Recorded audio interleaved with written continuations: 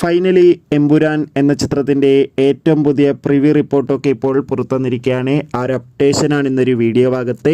വീഡിയോയിൽ മുൻപ് video like ചെയ്യുക, ചാനൽ സബ്സ്ക്രൈബ് ചെയ്യാൻ വേണ്ടി ശ്രമിക്കുക.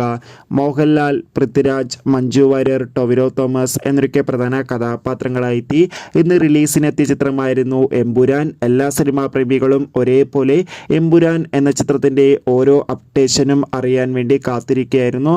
ഫൈനലി ചിത്രത്തിൻ്റെ ഏറ്റവും പുതിയ പ്രിവ്യൂ റിപ്പോർട്ടൊക്കെ പുറത്തുവന്നിരിക്കുകയാണ്. ചിത്രത്തിന് UA സർട്ടിഫിക്കറ്റാണ് ലഭിച്ചിട്ടുള്ളത്. ചിത്രം 2 മണിക്കൂറും 59 മിനിറ്റുമാണുള്ളത്.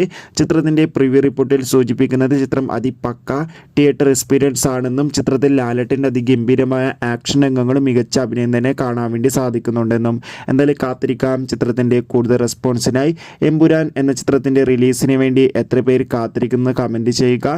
കൂടുതൽ സിനിമാ വാർത്തകൾ നിങ്ങൾക്ക് ലഭിക്കാൻ വേണ്ടി ചാനൽ ഇപ്പോൾ തന്നെ സബ്സ്ക്രൈബ് ചെയ്യുക. ബൈ.